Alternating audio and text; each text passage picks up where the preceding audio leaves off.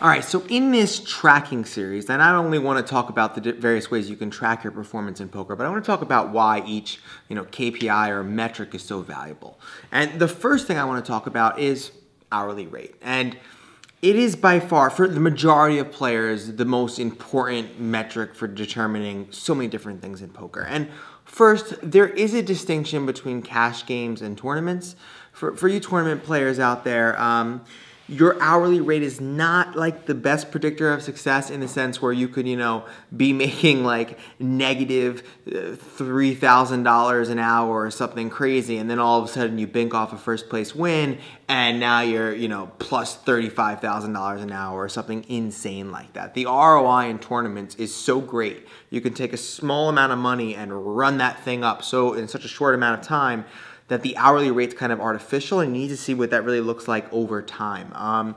But for the cash game players out there, it's more of a stable or easier to determine metric, in my opinion. So, first of all, when we talk about calculating your hourly rate, you want to calculate two things, and one is called what I call your actual hourly rate. Your actual hourly rate is how long is factoring in the amount of time that it took you to leave your house to get to the casino and come home. So let's say you had an hour drive there, and then you played 6 hours and you had an hour drive home. You played a total of 8 hours, and you divide that by your profits essentially. Now, when you're looking at your table hourly rate, which is the second thing, that's just when you sat down, right? When you sat down and played, how much time did you play? So from the time that you sat in to the time that you cashed out.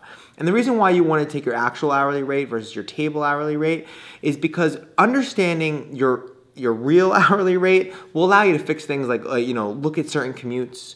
You might find that, if you play in John's home game versus if you play at the casino, your hourly rate is significantly better at John's, not necessarily because the players are better, but because of the fact that John's is 5 minutes away and the casino's like 20 or 30 or an hour or 2 hours or something like that. This gives you a real good glimpse of those factors. I think it's something that a lot of players don't do. They'll rationalize their hourly rate as something not factoring in that like they wouldn't traditionally sleep in a hotel room, so they don't charge for that. That fee as part of your actual hourly rate, which is something you need to calculate. So you should really track your actual and your table hourly and see how they differ. Now, the second thing I want to discuss is why are you doing all this? And it's really because hourly rate is like a no bullshit, can't lie perspective or look about if you're a winning or not winning player or losing player. And I mean, I feel a lot of players, I'll ask them questions like, are you winning or losing, right?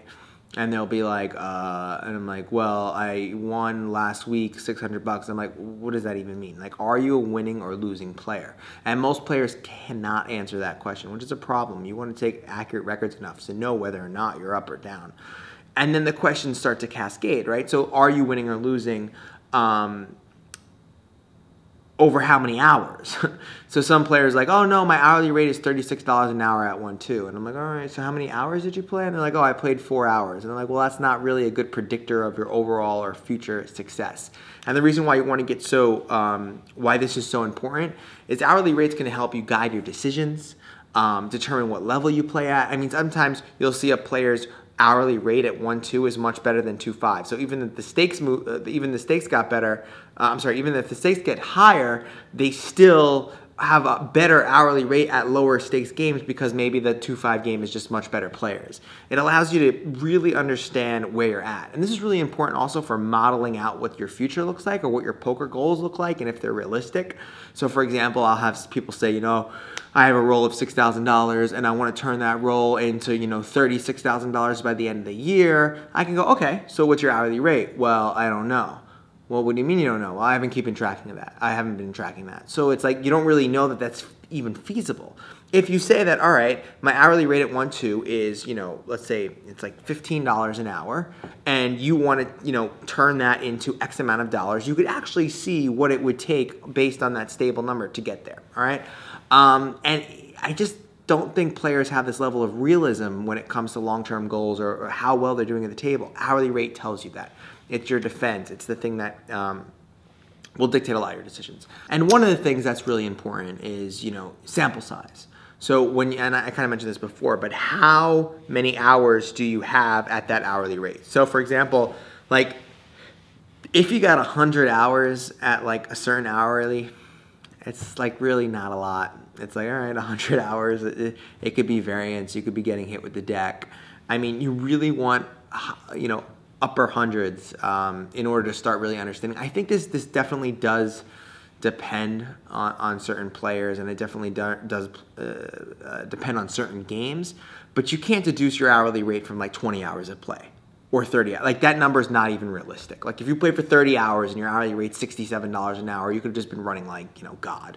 Or if you played 30 hours, you could be on, you know, your variance could have hit you from a different angle, and you could be doing horrible, but actually playing quite well. So you need much larger numbers. How large is, in my opinion, a much deeper question. Some players say over 1,000 or 2,000 or 3,000. I think this is way over. I think, you know, 1,000 hours at a stable hourly rate, I think is pretty damn predictable, especially when you play live.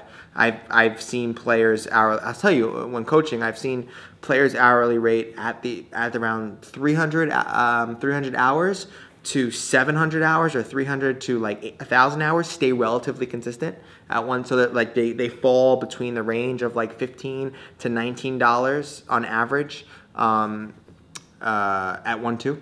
So it really is going to depend on a bunch of different factors, and I'll create another video talking about that. But for now, don't worry about all the complicated stuff. Most of you, I know you're not looking at these bigger picture or need answers to these bigger picture questions.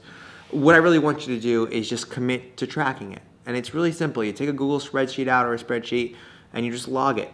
Time you bought in, time you left, how much money you're up or down. There you go. You do your math, do your hourly rate. This is a game about decisions, and in order to make better informed decisions about where we play, who we play with, what stakes we should be playing, all that stuff, we need to look at our hourly rate, okay? I've got some good stuff coming. I'll tell you, I'm releasing something January 1st. I'm going to be really excited about it. It's incredible. I just spent the past like 9 hours working on it. But you'll learn more at schoolcards.com/sign up. That's about it.